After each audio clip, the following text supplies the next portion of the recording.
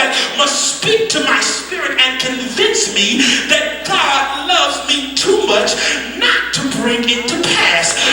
The thing that he said he would do. So when I understand love, I understand that love never fails. And when God is love with you, his promise is based upon his love. And once you understand the love of God, you will understand that he gives his only begotten son. Then there is nothing that God will not move in order to bless you.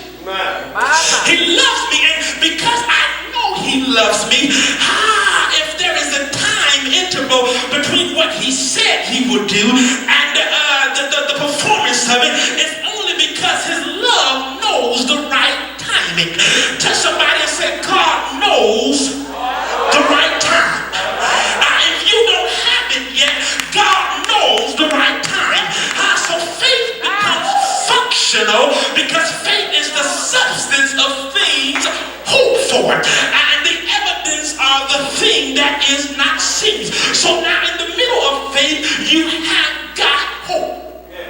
Yeah. Do you remember the text in Corinthians where he puts faith, hope, and charity together? And then he says the greatest of these is charity. The reason why love is the greatest is because love is what motivates the promise of God. And it is faith in the promise of God that gives us the strength to continue. Now notice this, if you will, love that motivates the promise, but the promise that motivates faith. But then inside of faith, there has to be hope. Let me say that one more time. I saw it go right by you. You have love that motivates the promise, and the promise motivates faith. But in the middle of faith, you have hope. It's all working together. So love becomes the greatest because love is the substratum that stimulated the promise. I did not make God make a promise. It was God who made the promise out of love. But all I can do is, when somebody makes a promise, all I can do is wait for it. There is a difference between me asking you for something. You may or may not want to give it to me because I asked or implored you. But if I'm minding my own business and you suggest that you're going to do something for me, now you have taken me out of my life pattern because you came in my life with a promise. Now if you come with a promise, then I'm going to look for you to fulfill your word. You didn't come to God, God came to you. I know you just said in the song that you decided to make Jesus your choice, but I beg to differ. The Bible says I was chosen in him before the foundation of the world. So in other words, if I have to make the choice and I'm a crackhead and you offer me crack in one hand and Jesus in the other hand, which one y'all think I'm going to choose? I'm choosing the crack. So what God does is he don't even leave the choice up to you. He said, I chose you. I came to you. I brought you into this thing. Touch your neighbor and say, you didn't even come to God. So it's not on you. I remember staying in my mother's house, Elder Wright, and I had a friend that I talked to almost every day in Ypsilanti, Michigan. And I would call him and I would say, Reverend, call me right back. And he would say, all right, Pippen, I'll call you back. And he'd call my mother's phone. Now what the significance was this. My mother did not have free long distance. So the call, there was a bill associated with the call. But when he called me back, the bill was reversed.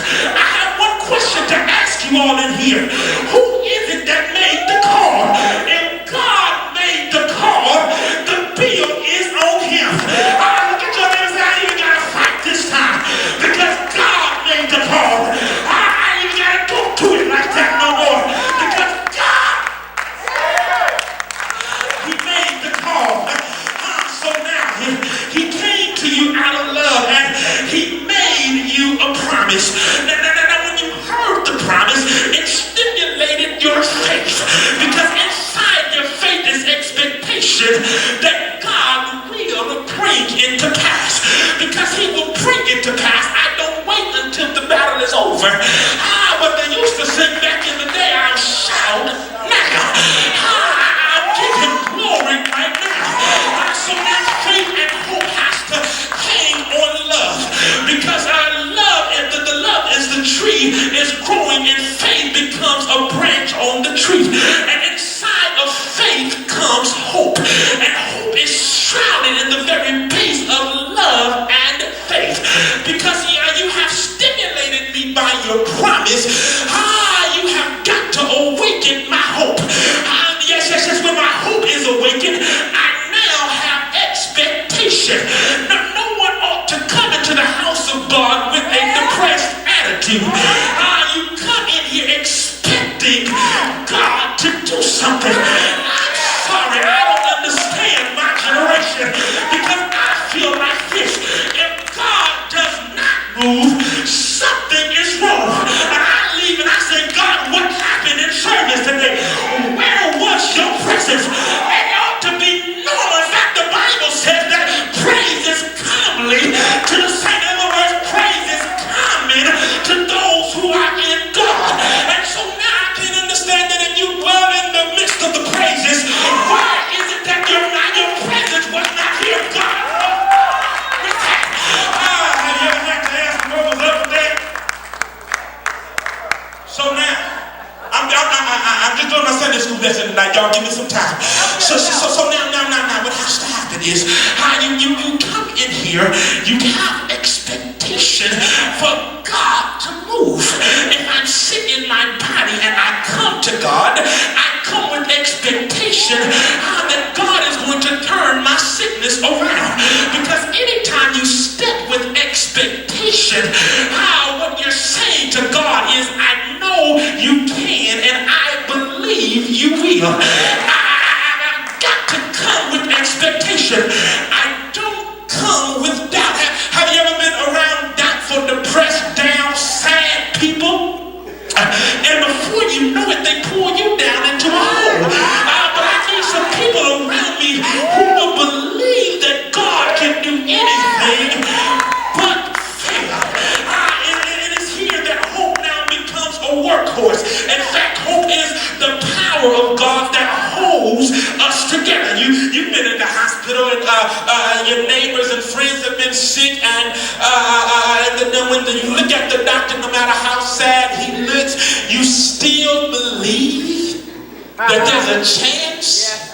I remember my mother, when she was in the hospital, doctors coming in every day giving me bad reports, and I'm still sitting there looking like, well, God, everything you told my mother ain't came to pass yet, so I don't care what these jokers got to say. That ain't actually what I called them, but I don't care what they got to say, because I know, God, you're still going to do something.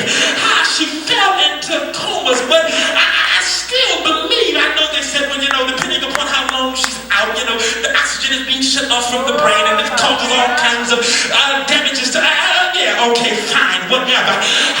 But what did Dr. Jesus say? And so that's the thing that kept me going. Because see, I wasn't coming to church, and I wasn't able to hear Pastor preach anything to me. But I just kept saying, God, what are you saying in the midst of this thing? You've got to learn that there are times when you can't get to the house of prayer, but there ought to be a word still burning on the inside. Somebody say, go home, but you say, I'm not going anywhere, because I'm still believing in my spirit. You've had bad relationships or bad marriages, and in the middle of the thing, somebody said you ought to just walk away. But the thing that kept you around was hope. You had hope that trifling Negro just might change. You had hope that old messy wife you had just might change. It was the thing that kept you around when the situation was looking bad.